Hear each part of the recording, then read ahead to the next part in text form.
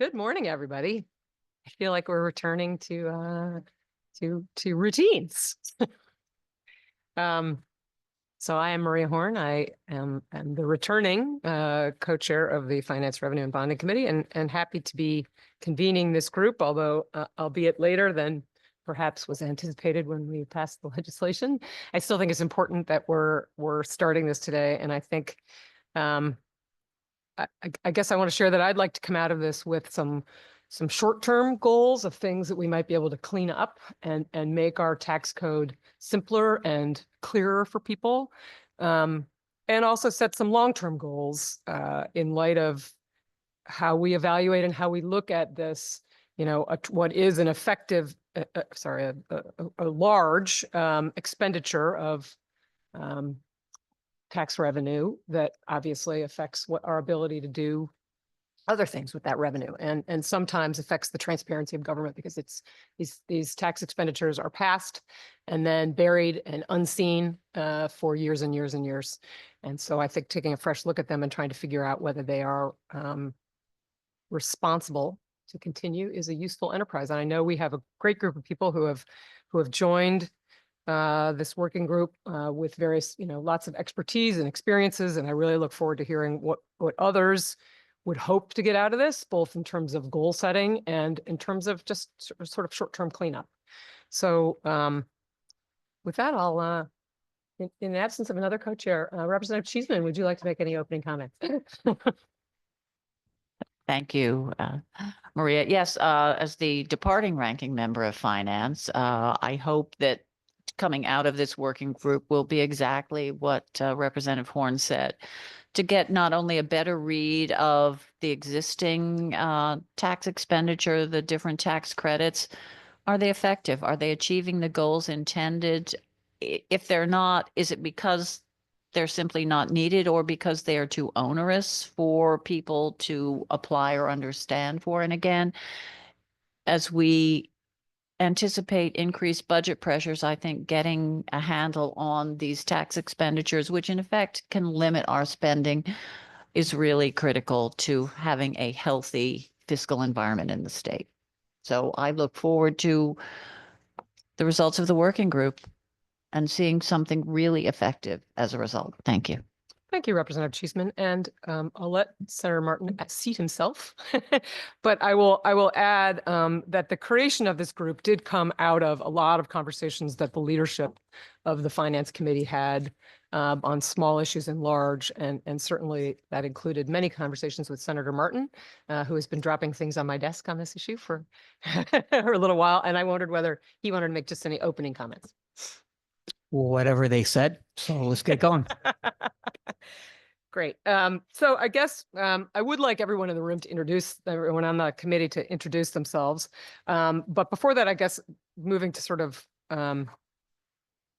item 3, the legislative intent, perhaps we can all sort of flesh that out. I can certainly confirm that my intent was much what I described and Representative Cheeseman just described. And part of it came out of when I first became finance chair, and I was looking at the most recent tax expenditure report, this large report, and trying to get my arms around a very complex tax code. Connecticut is not unique in that regard, but at first thinking, looking at certain categories that I know our Office of Fiscal Analysis does a lot of work to sort of categorize that expenditure in various ways. And at first I was looking for sort of easy wins, the expedient category, but that turns to always, that's a little prickly. But certainly I was struck by 2 categories in particular, and just and this goes to my earlier comments. One, incentive. And that's a forward-looking thing. And it says we are incentivizing certain kinds of behavior, whether that be, sometimes it's social behavior, sometimes it's investment. Are we clear about what it is that we were incentivizing in the first place? And did it work?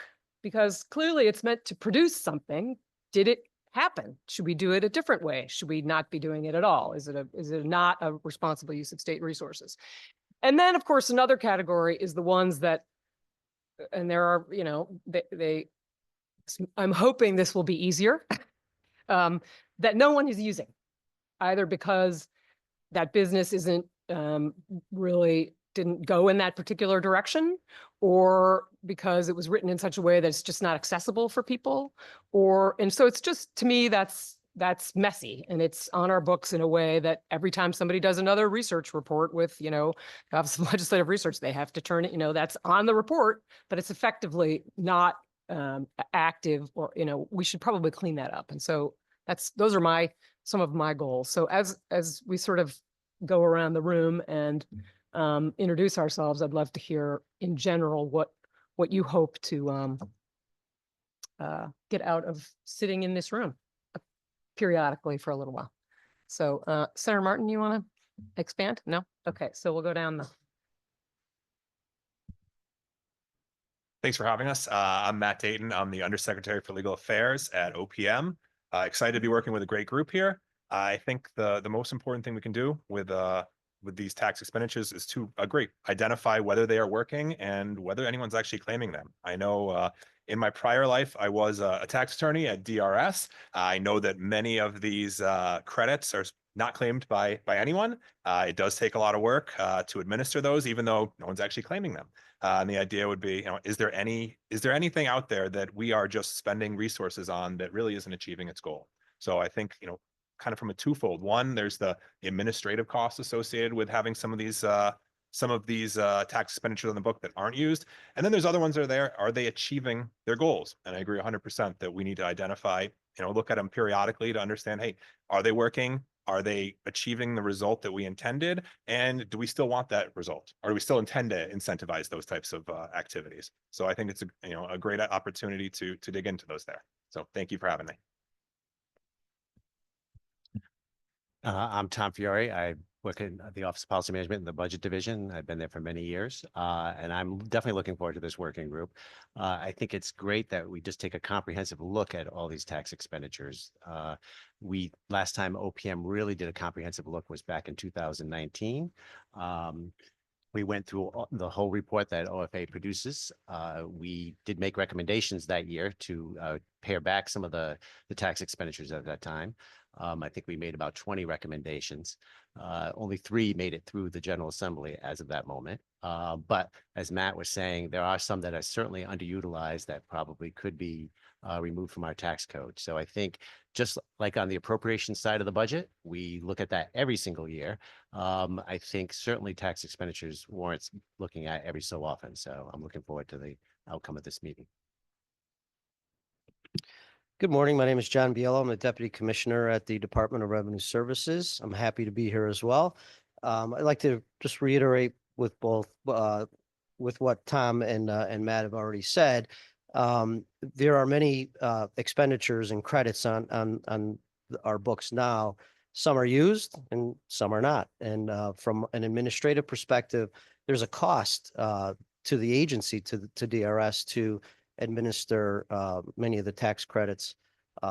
So I'd like to, I think I could provide that type of perspective, the administrative perspective, and what it takes for the department to administer and put out the tax forms, publish tax forms and things of that nature. We're also an agency that contains an awful lot of data. I think the data that we have at DRS could provide this committee with a really good insight into how the expenditures are used. Good morning. My name is David Stuber. I'm the Chief of Staff and Director of Strategic Initiatives at the Department of Economic and Community Development. It's great to be with you all. About 5 years ago now, I guess, I was previously an analyst for Senate Democrats assigned to this committee, or the Finance Committee, rather. So it's nice to be back here in some sense. I would just echo the things that were said by kind of everyone else earlier. Would definitely like to look at the efficacy of these credits. But I also just, from an economic perspective, one of the questions I'll be eager to ask is, to what extent are these initiatives, to the extent they were intended to be kind of economic incentives, are those working? And also, I think we should continually ask ourselves, are the incentives that we have on the books, are they sending clear and easily interpretable signals to the marketplace so that the folks who we hope would be interested are actually taking note of the incentive and taking advantage of it? I think the simpler that we can make incentives, the more likely that there will be that they'll be taken up and that they'll have the impact that's intended. So I look forward to thinking about those questions as we do this work. Thank you all. And I do feel fortunate to have this group of people in the room. One of the things that I didn't mention before, but a couple of you did, is resources. One of the things I'd like to come out, if not today, but at least a commitment on all of us. I have been reading stuff from Pew Charitable, from NCSL, from the Volcker Institute, or various places. And I'd love to understand what you've referred to, various reports that have been made. I'd love to be able to put that in a links to that in the notes or something like that, so that we can all take a look at that and draw from that going forward, because obviously we do a lot of work and our nonpartisan, fantastic nonpartisan staff does a lot of work that then sometimes sits there and doesn't actually get acted upon. So let's try to take advantage of what we have already, so that we can come, with a full range of information. I guess to start, so maybe let's start the conversation talking about what I hope to be the easier category, which is the sort of identifying and cleaning up, unused basically, or underutilized tax expenditures. And I'm really glad John has pointed out that, that's not just a non-cost. That is actually, there is cost behind that, because you're administering that and it sits around and you've got, and others have to prepare reports on it. And so does anyone have, I'd love to hear thoughts about how we should go about identifying, what is it? Is it zero users? Is it, what constitutes, in your view, a tax expenditure that is, other than one that has no use at all? I mean, or at least is utilized by no one. Anyway, I'd love your thoughts on how to identify which ones we ought to take a look at. If I may, John. Representative, I think if we looked at it from on a tax by tax basis, for example, corporation tax is a tax Matt's very familiar with, that has an awful lot of credits. And there are many that are just underutilized or are not used at all. I think if we started there, we would achieve, pretty good results with that. Personal income tax, for example, has a few credits. There's not as many credits on the personal income tax side. There's some subtractions, for example, from adjusted gross income, but some of those are necessary. For example, the subtraction for interest on U.S. Treasury notes.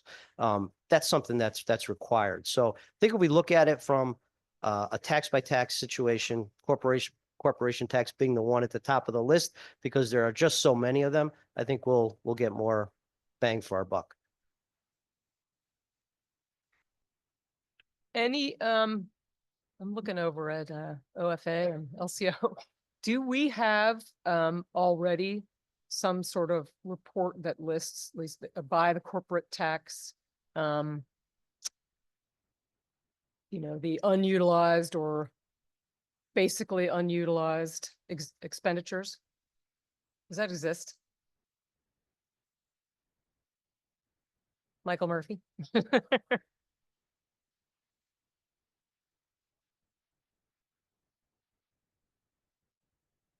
So we can pull that out of that report. And I know that I have a freshly printed version of the most recent tax expenditure report. Sarah Martin? Is it Tom? You said that there was a report done in 2019. Was it specifically the similar report? And there was only 3 recommendations that made it across the finish line. What happened to the other ones, I guess? And if once we identified various expenditures here that we may want to do something with, are they going to be similar to the ones that weren't changed or we didn't get across the finish line? Sure. There wasn't really a report. It was the governor's budget proposal that came out in 2019 in February. OPM had made all these recommendations, and there was about 20 of them that we used the tax expenditure report that OFA produces, and we had done a thorough review at that time. And we made proposals, but only 3 made it through the legislature, because I think we're going to find that there is a lot of popularity for these tax expenditures, even if they are not utilized that much, even if there's just a few. So I don't know how that hurdle, or maybe we're just going to try to prioritize, some kind of listing by the time we get to the end of this working group. But it was the governor's budget proposal at that time.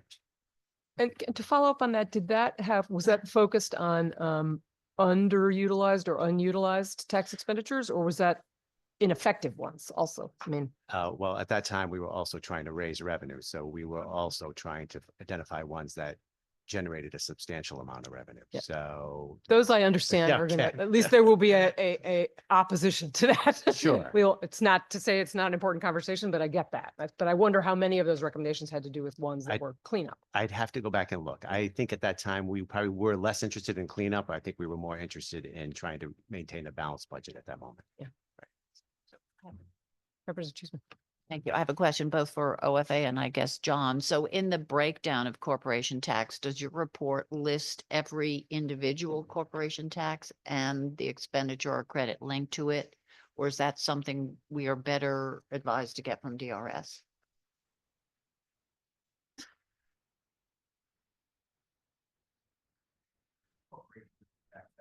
Right. I'm looking at it.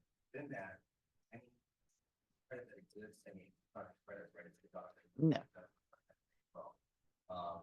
By statute, we were required to provide information.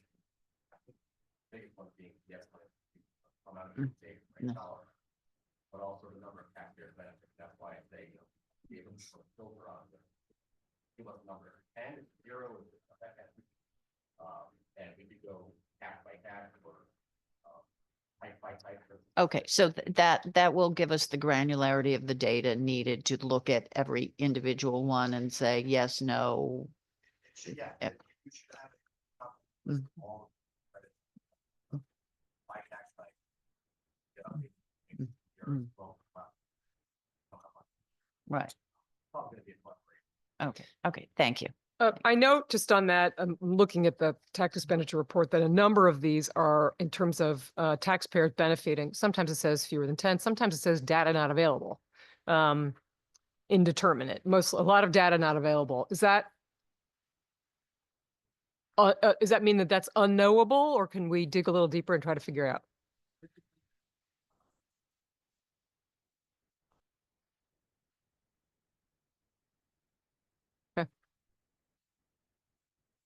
And I could add, in many cases, Representative, if the population is less than 10 taxpayers, we won't report on it because then it becomes identifiable. Right, right. Okay. Oh, got it. Okay. And if I could just add, and Chris made a good point, another way to look at this is the type of expenditure. Are we talking tax credits, or are we talking deductions or exemptions, which affect the income of the taxpayer? So you can even break it down that way if you wanted to. How effective are the tax credits, which are just a dollar for dollar, in some cases, a dollar for dollar reduction of the tax that's due by the taxpayer, or is it a deduction or an exemption from taxable income? You could look at it that way as well. Okay. So I was thinking we could focus on, if we're talking about the corporate tax, utilized by fewer than 10, but where it says data not available, can we assume it's fewer than 10, or we just don't know without DRS? That's probably the case, that it was fewer than 10 or fewer. Okay. But I can certainly dig into the specifics of the ones where there is no data. We can certainly Okay. get that'd more be great. detail to that. Okay. So that seems like a good place to start. I mean, in terms of like pulling together the corporate tax expenditures utilized by fewer than 10 taxpayers. Any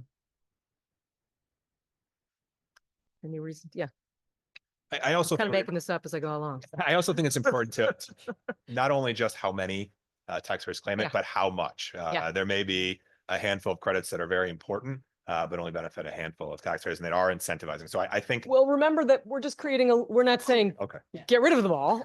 We're saying create a list so that we can then look that's at them. fair. That's fair. And I think, yeah, have the list of both how many claim and what's the expenditure associated with it. And what about, do we care at all, not only about the number, so it's fewer than taxpayers benefiting, but say it's more than that, but it's a very small amount of benefit. But to John's point, it might actually be a lot of cost to administer. Should we think about that as well?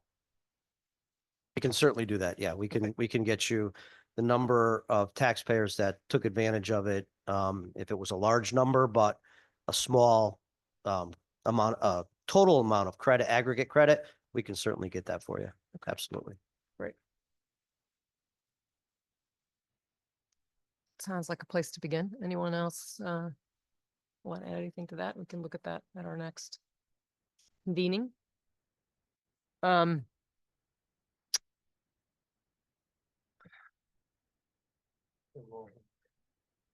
hoping. You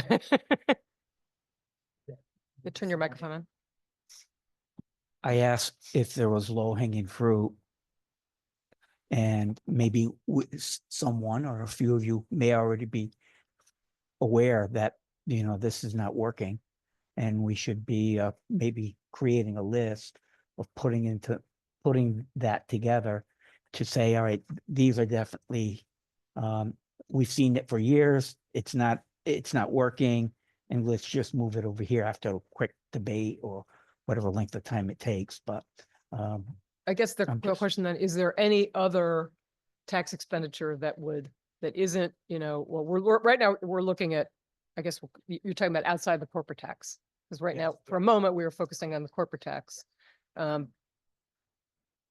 I think it might be good to focus our energies in one place at first, but I guess to Senator Martin's point, if there are other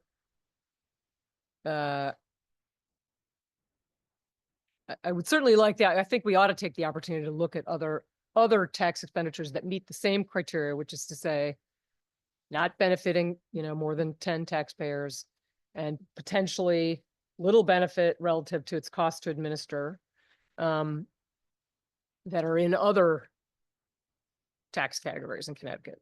That's a big category. That's a big, Yeah. list tends to get Yeah, big Maria, as fast. we go along, Yeah. we're going to be discussing Yeah. various taxes here. We're starting out with the corporation tax. However, something may pop up and like, oh yeah, that needs to be talked about, but it is definitely not working. But let's start creating this list, I guess. Put a list, okay. Yeah. Well, and just under the subject of low hanging fruit, and I know that if you start opening up the sales and use tax argument, but just the health and athletic club services provided by a nonprofit fiscal estimates indeterminate, taxpayers benefiting indeterminate, rationale expediency. How deeply do we want to dive into this? And obviously this is the purview of people who are going to remain on the committee, but if you even look through, oh my gosh, they're increasing sales tax, but nobody ever uses this. Again, getting things simply off the books that accomplish no purpose, that sounded good at the time. And just from an administrative point of view, is it worth it? You're going to be in charge of this. So I'm just throwing that out there as I look through this tax expenditure report. For sure. And there are, I think there are going to be a bunch of categories of things that we're going to look at, but I think I mentioned this before, when I originally started looking at the list, I was focused on the expedient ones. That'll be easy because they don't have a real purpose. They're not easy. They're very hard. Because obviously we are a political body and there are political reasons in particular moment of time to pass certain things. And I'm not naive about that. And so, which is not to say we oughtn't to take a look at it, but we ought to be aware. What struck me in moving beyond expediency was the ones that had a very explicit, at least according to OFA, that they were meant to incentivize certain things and then no follow, or virtually no follow-up. That's not true with some of the big ones. Some of the big ones we obviously wrestle with on a periodic basis, but all the rest of them, which total quite a big amount of money to the state. And so I think we should look at all of that. But I think what I'd like to avoid, because I think anytime you get involved in the budget, it's easy for somebody to pull out one particular thing and make a big statement about how ridiculous this one particular thing is. that happens. What we can do is set broader, like general purpose goals about getting rid of stuff that's just, and again, to your point, not working. That's because it's not being utilized, which is the first category we're talking about. The bigger category, which we will get to, is not working because it's not incentivizing the kind of behavior that we thought it was going to be incentivizing. And so it's not functioning as intended. Another question about how clear we are about our intent is also lots of issues here. But I'd love to start at least with making a clear sort of intention for our next meeting about getting that data, at least with respect to the corporate tax to begin with. And of course, everybody can think broadly to Senator Martin's point about if there's anything else that strikes you that fits that bill, that we ought to make sure we eventually get to think about that. But it would be good to come back with a list so that we could then take a look and begin to wrestle with what it looks like, what this category actually looks like. It's a lot of this stuff, it's easy on paper to say, you know, it's useless. And then when you actually go after it, there's a reason why it's there. So any other factor or piece of information that we should think about before starting to put together at least that list? And I'm looking also at you guys, even though you're not at the table. Because so I will also note that when I talk about other, you know, colleagues about this, I get a, oh, good luck. And then, or I get looks of fear from our nonpartisan staff who are like, because in some states, they create a ton of work for the analysts and then it just sits on a shelf somewhere. And I really don't want to do that. I'd like to have, you know, I'd like to learn something from the process and I'd like to get something accomplished. So. All right, before we move to the other category of how we measure stuff, those are the two main topics I want to cover today. Okay, and again, emphasizing, I'd love everyone who has, you know, reports, resources, both within the government and outside of it, that would be helpful. Please send them to Ash, who will compile them so that we can all take a look at those. Okay, so the other thing that I want to talk about is to come back to this question of how do we measure the effectiveness of what we're doing? And at least, so at first, there's so many layers to this. So first part is, how clear are we about what it is that we're trying to achieve? And can we do better about at least prospectively setting down? So I will back up. I read some recommendations. I think this is from the Volcker report about how, because many states are wrestling with this, obviously. One of their top recommendation was clearly delineate the policy and political reasons for major tax expenditures and consider cost and reasonable effectiveness of alternatives. And I would add to that also have an understanding of what they cost to administer. How complex are they? I don't think we do that. I mean, other than having discussions, general discussions about bill, and somebody can go back and establish what people talked about on the floor or people talked about in committee and who testified about what. And I know that we do not, it is not the practice in Connecticut to include a statement of purpose in its legislation, but should we think about that? A lot of heads nodding, but.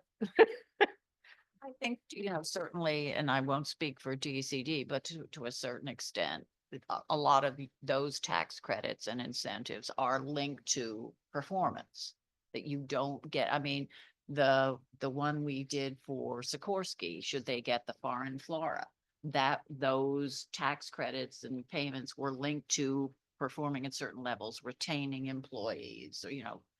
So I think for some of them, we are very explicit, but I think for others, you're right. There's no, unless you achieve this, it's not working kind of metric by which we measure these. Am I wrong? I don't know. I'll be corrected that's by correct, the, Representative. I mean, I think that, yeah, tax incentives or credits for businesses, it's hard to speak globally about all of them because there's so many particulars that apply in different cases. But I suppose you could chunk them into two broad categories. One is a broader credit that one would simply kind of like apply for and doing their kind of tax return, as it were. You either kind of get it or you don't. Then there are the much more customized agreements, like the one that the representative alluded to with Sikorsky in particular, where there are specific agreements and lots of various employment and expenditure targets that are required to be met in order to be eligible. And those kind of more specified agreements, they do require more kind of like active staff resources to manage, because there's a reporting process that the company has to report to our agency, and we have staff that are assigned to kind of go through and examine those reports. And so it's difficult to put an exact cost on those deals, but they do require a certain amount of staff time, and that is something we could try to, as we go through some of these items, to put some level of price to. Yeah, at least some of the ones that when let me ask OFA, because you're the ones who put together this comprehensive report and categorize them, put things in a certain category of incentive. Is that how much ambiguity is there in that when you are doing that? More or less.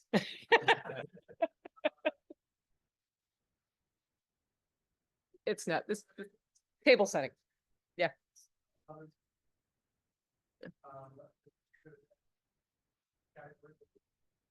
think there have been definitions of that.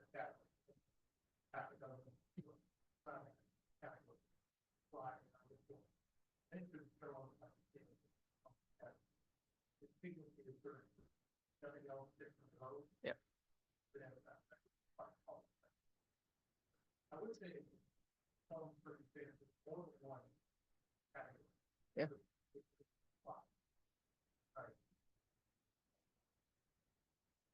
So I guess maybe my is that even though it might be fairly straightforward that at least part of the bill is, intended to incentivize something, the question is what? And how do we measure whether it's done that? Was it to get certain businesses to, relocate and establish a hub for a certain kind of industry? And did that happen? And if it did, do we still need to do this, or should we change it? Or was it it would be, I guess, more specific. And that I don't know, just putting it in the incentive category doesn't necessarily answer that question.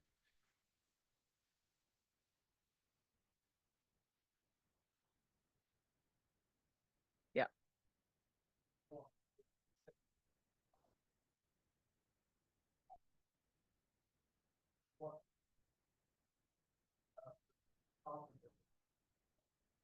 Some level of frustration in terms of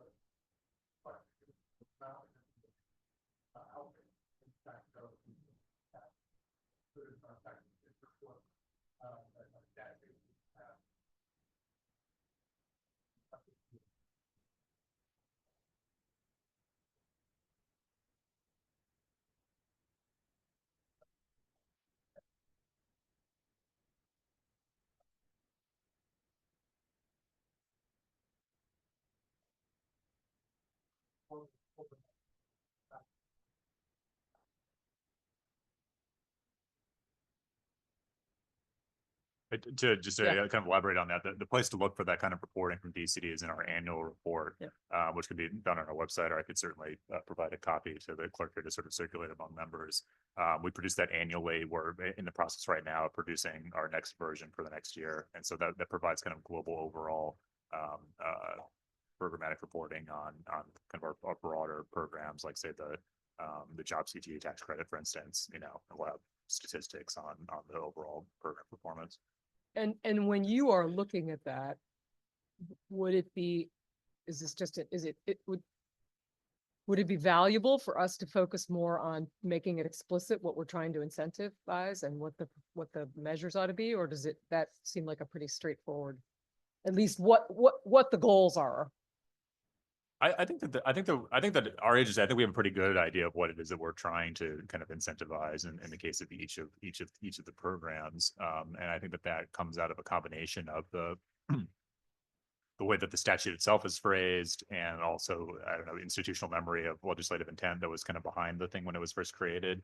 That also kind of gets memorialized in a certain sense. And, even when we do the annual report, we write a kind of a summary of what the program is and sort of like what it's for in a certain sense. And when staff come and write the annual report for the following year, they read the one from the year prior. And so there's a certain amount of kind of transmitted kind of like knowledge and understanding of what the broad sort of like intent is behind each of the programs, I would say. But it does vary, and there's context in legislative history that I suppose does get to some extent lost longer that something is going to be in existence.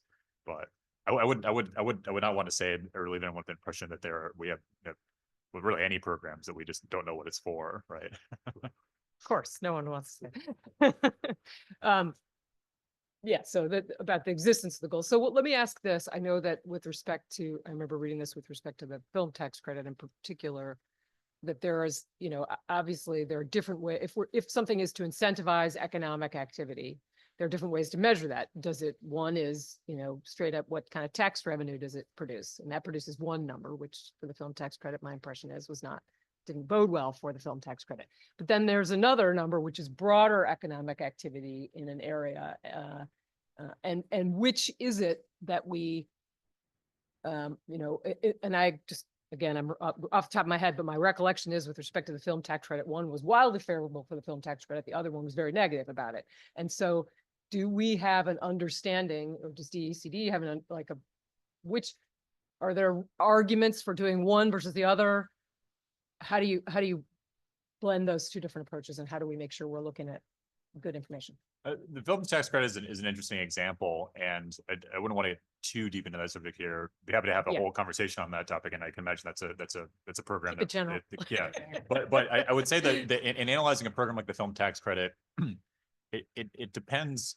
It depends on kind of how you sort of look at it, and are you trying to incentivize growth or kind of like new activity in an industry, or are you trying to kind of like maintain in the presence of an industry and prevent it from eroding and preventing job loss or something into that effect. And so depending on your when the statute was kind of first written, I think different legislators may have had different kind of like motivations. And now if you go back and you reevaluate the program years later, as you look at it, you could have differing motivations in terms of how you kind of see the maintenance of the thing, right? The film tax credit in particular is kind of difficult, in terms of assessing its efficacy, depending on what sort of assumptions that you make about what or wouldn't happen, if the incentives were to be adjusted hypothetically, and what would then follow.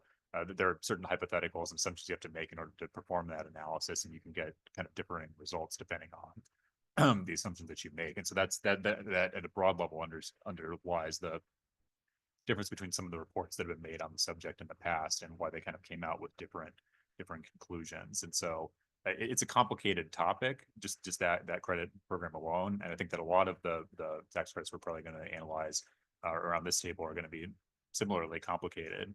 So I suppose I would say in some sense that, it was asked earlier, what is the low hanging fruit that we can kind of grab here? And I would say, don't expect it to be very much of that, because the more that you really kind of zoom into any of these particular things, the more complicated each of them seems.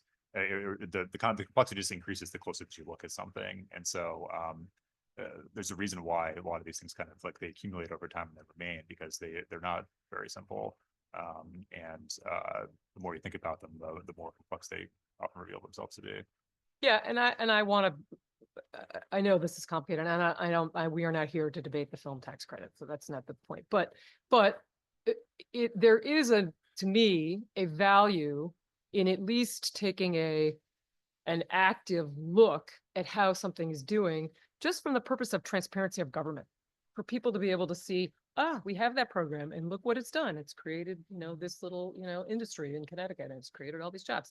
It gives us a moment to think about that, and it makes it less, to me, one of the great frustrations of a lot of this is that we pass it, and maybe we're very excited about the moment, and then it just goes into law, and maybe it works for people, maybe it doesn't, but we don't talk about it. Nobody looks at it. And maybe maybe this is a moment of pride sometimes. It's a chance to go back and say, look what we did here, and it worked, and that's great. That's a value too. I would love for that to be a product of this group. And I just throw that in there, and maybe that is a reason going forward. And I know people aren't going to probably like this idea, that we do not pass these things in perpetuity. That yeah, exactly. That we sunset. We say, okay, we think X is a sufficient amount of time to get a read, but that these are now on the books forever and ever. And you look back, and this dates from 91, and that. As I said, yeah, it's an argument for sunsetting. And if you think it is worthy of still existing, then you have to get in and make the case. So, which may make everybody's life harder, but at least I think provides some accountability. And not, we passed it, it's forgotten, it's there forever, we never have to look at it again, which I think if nothing else, coming out of this working group with a more effective, accountable way of passing tax policy would be a huge accomplishment. So you got a big task ahead of you. No, I don't, lady. I'm not unaware of that. And again, I want to emphasize today is for getting ideas out there and thinking about what information we need to look at this stuff.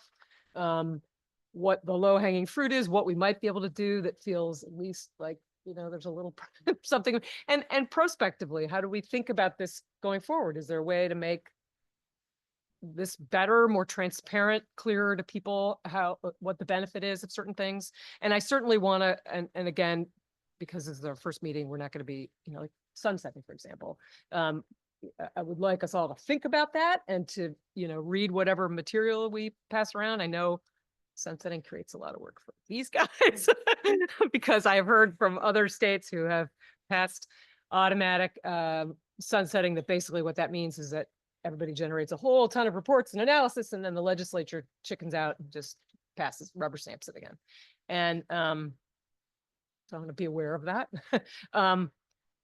But so there are different ways to sunset. There's I think some states said every as an automatic 10-year sunset. I think there's even a state who did something shorter than that. Can't remember whether that's still effective, but or just a requirement to bring the topic up again and to look at it and to make sure that there's a report that has some information, like, and is the DECD report, does it cover all the terrain we need it to?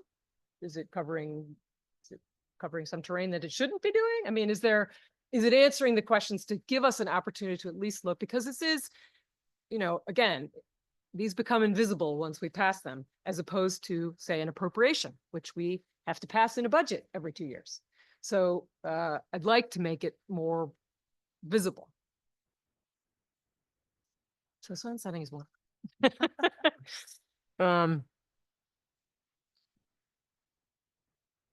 There's another, I'm just glancing through some of the recommendations from some of the reports which said basically castigated, I think, every state in the country for not producing adequate, this is produce a resource allocation budget that reports direct spending and tax expenditures estimates by budget category, so that with the budget, you also, you don't just have the appropriations, you also have the tax expenditures in a certain policy area.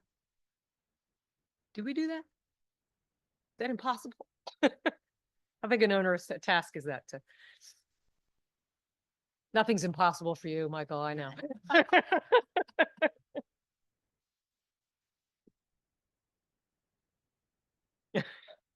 All the acronyms.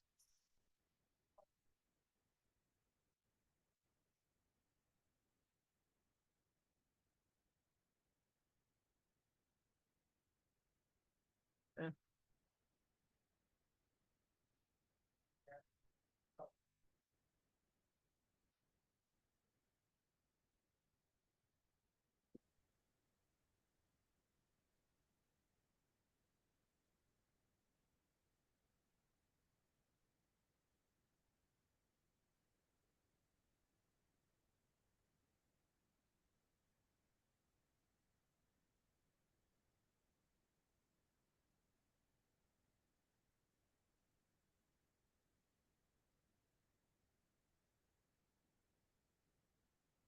These are my big picture ideas. I think basically what I'd like to come back is put together a list of things for us all to take a look at, and data from each of our individual knowledge bases. And then come back and discuss it. Anyone else have any broader topic that we didn't cover that you think we should have on our list of thoughts going forward? So not to add work to this group, but I think there's the true tax expenditures, which we see, which are deductions or credits against the tax. And this may be too broad for this group, but there is also the idea of there are ways that we determine the tax that may not always be advantageous for Connecticut businesses, where we may say, hey, this out-of-state business that uses Connecticut as a market may pay less tax than someone that locates here and also uses it as a market. So the idea of looking at the way we apportion the tax, although it may be beyond just a true tax expenditure, it is costing our Connecticut-based businesses money, but it may not necessarily cost the revenues. It may not affect the revenues of the state overall, but it affects some of the companies that choose to be located here. So I think that's something to, Affects our economy. yeah, and it Yep. put it on the table that it may be a zero fiscal impact, but it's something that, bigger picture, but doesn't necessarily come across in this report because it's not a true tax expenditure. It's a divvying up of how the tax is. Is that reflected in any report that anybody does? I can't think of one. So it's something, it'd be something that'd be a little bit novel and maybe beyond the scope of what we're doing here, but it is something that is affects the big picture tax policy of the state. I mean, that's a really good point. I mean, and again, I would like this group to come out with some short-term things that we can actually do, maybe in this legislative session, but also just goals for things to look at, maybe when session is over, in order to try to figure out a better way. I mean, this is what, especially if we're talking a lot about the incentive category of tax expenditures, it's meant to, create jobs, improve the Connecticut economy, help people, the financial viability of everybody living in the state. And that's certainly what you mentioned is definitely a part of that. So, and I don't know that we have any other opportunity. We need to look big picture at that. So thanks for adding extra work. But one other thing I might mention, just for something for us to kind of consider, and this is perhaps not just an additional agenda item, but something to kind of keep in mind through all the work that we might do with this panel, is just that a lot of these credits, particularly when they're intended to act as incentives, we can look at something in isolation and ask ourselves if we think that it makes sense, but we do need to bear in mind that Connecticut exists in a competitive economic landscape relative to our neighboring states and relative to other parts of the world, and so that is something to kind of continue to weigh. And if you look at a particular incentive, you say, well, I don't know if that really makes sense, but that if you consider the fact that all of our neighboring states are already doing something similar or perhaps even more generous, right? It impacts and colors the way that you might think about how we approach it here. And so I would just, as a kind of a global blanket reminder, that's something we should try to bear in mind as we think about these things. I'm glad you brought that up. So I recently joined the NCSL National Conference of State Legislatures, State and Local Taxation Task Force. Too many words there. But one of the big thing when we sit down and talk about it's the arms race. Everybody's trying to compete with each other for what they view as a zero-sum game, and some states have it. We have to be aware of that, and sometimes we want to be in that competition, and sometimes it's an arms race that we don't want to be a part of. But that has to be a piece of what we look at. Okay, totally different committee, but Georgia just discontinued its tax incentives for data centers because they discovered it's eating up far too much of their power. So again, are you achieving the goal you wanted, but at such a cost to the rest of your state and the economy that, you open that Pandora's box and by God, we better shut it now. So again, have you exceeded your goals? And I think that particularly as we look at evolving technology, is something to bear in mind.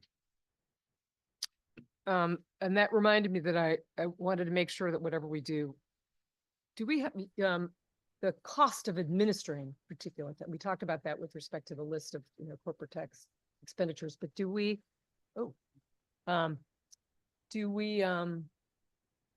reflect that? Is that reflected anywhere? Not really. There's nothing that I can think of where that's reflected, the administrative cost. No, I mean, whenever there's a proposal that comes before us, we're always asked if we can put a fiscal note on it. What is going to cost the agency to administer? And we come up with a rough estimate for that, first year of implementation is what it typically is. But many of these things have been on the books for a long time. So the administrative cost continues. There is a certain amount of cost that continues on and on. I'll go back to our staff and see if there's something that we could do in terms of estimating what an annual cost would be to administer. you know, for just off the top of my head, you know, the biggest impact would be forms development, taxpayer guidance. People have to know how to comply with, you know, some of the provisions. So we're issuing guidance and those type of things. So there's an effort that goes into generating those publications and forms. And my apologies, Senator Fonfara, I'm out of practice, but you have your hand up on Zoom, so please, the floor is yours.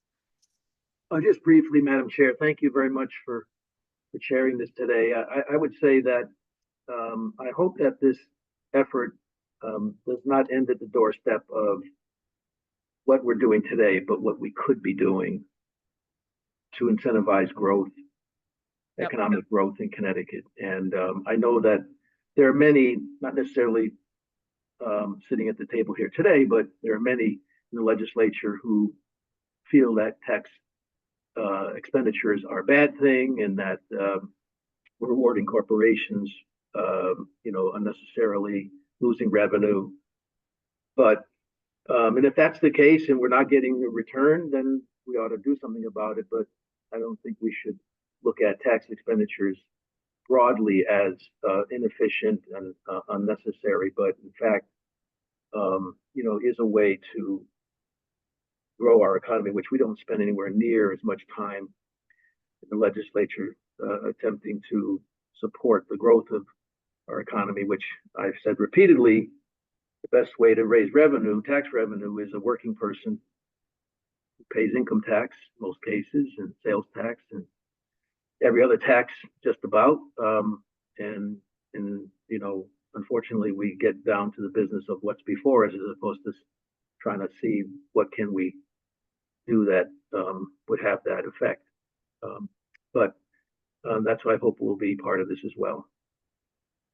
Yeah, thanks, Senator. You bring that lens to, I think, really almost every conversation we have about this, which is really Sorry about that. No, that's not sorry. That's, I mean, goodness, we need to do that. We need to think about this stuff. And that's part of why, I mean, I hope that maybe in our looking at some of these tax expenditures, we'll be able to tell some success stories about, you know, we did this, look what it created for us, and it can be effective. But you know, shine some light on how this can be an effective tool for investment in our economy. So I'm glad you brought that up. If I could say one other thing, somewhat lightheartedly, Madam Chair, is when you spoke about sunsetting, I would love to see that we sunset the other side of the budget sometimes and force people to look at the $25 billion and how much of that is continued over many, many years. I'm reminded of a conversation with the Senate chair that there's a lot in there that was started maybe 25 years ago that may not get much of a close eye in terms of the efficacy of those investments, but that's not our responsibility. It's We could be a beacon, Senator. hope brings eternal. Exactly. All right. Any other closing remarks? I guess we should figure out when we want to convene. We are nigh upon the I know we have some deadlines in the statute, but you know, I would like to not be artificially bound by that, because I'd like us to actually get something done. And I know it's the holidays, and I'm sure your schedules are much like mine for the next few weeks. So maybe what we will do is take a look at, I'm guessing January is what we're talking about for the next meeting. Okay, so just to be clear, and we will we'll circulate some dates and try to see what works for everybody. Okay. Is there, please let, when we do that, maybe just let Ash know if there are particular days, times, things like that never work, so that we can try to set this up in a way that works for people. That would be great. Any further comments? Thank you all for being here in what is already a busy time of year. So happy holidays to everyone. See you in. Thank you, Madam Chair.